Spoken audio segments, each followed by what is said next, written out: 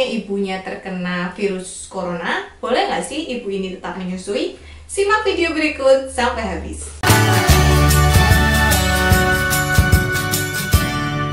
Selamat datang di Kriwi Life, ngobrolin kesehatan bareng aku, Bidan Oni. Hari ini kita akan ngobrolin soal, boleh nggak sih kalau misalnya ibunya positif corona, ibu tetap menyusui? Dan jawabannya adalah boleh.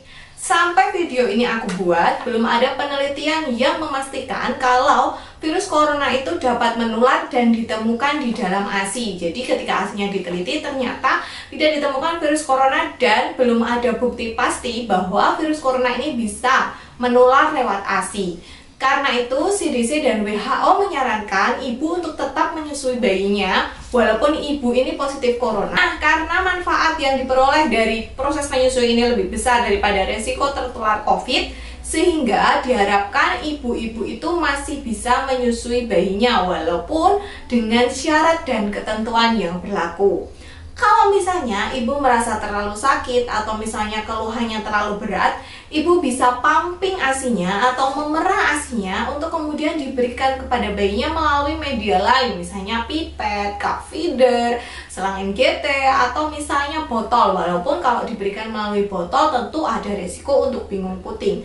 Selain itu, jika ibu positif corona dan ibu berhenti menyusui atau tidak memerah ASI-nya, maka prinsip supply and demand ASI ini akan berlaku sehingga produksi ASI ibu bisa menurun atau berhenti sama sekali.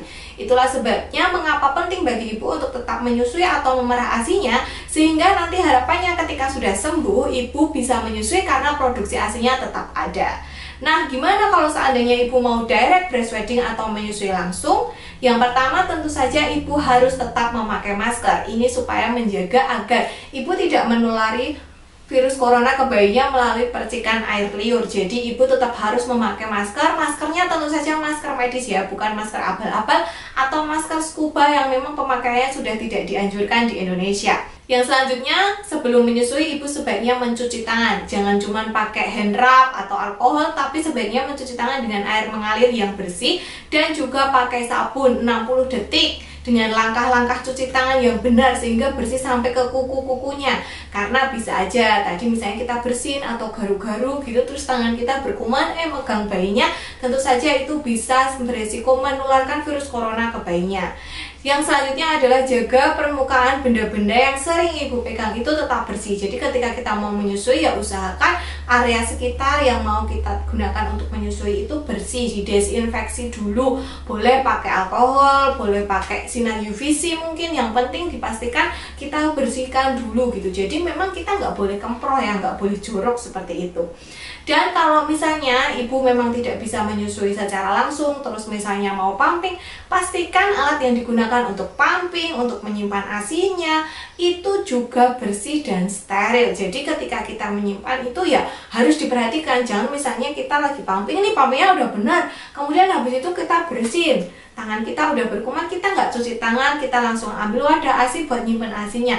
Nah, ini berisiko untuk menularkan virus corona. Jadi memang kita harus sangat menjaga kebersihan. Mungkin jadi lebih 2-3 kali lipat lebih aware ya dibandingkan kalau misalnya kita nggak terkena virus corona. Sampai di sini dulu video tentang menyusui. Semoga cukup jelas, semoga tetap semangat menyusui. Dan kalau seandainya kamu nonton video ini dan kamu lagi terkena virus corona, semoga sehat selalu, lekas pulih, dan tetap banyak ASI-nya. Sampai jumpa di video selanjutnya. Klik tombol subscribe dan nyalakan lonceng notifikasi supaya kamu gak ketinggalan video terbaru dari aku. Dan silahkan follow Instagram @bidankriwil untuk informasi kesehatan lainnya.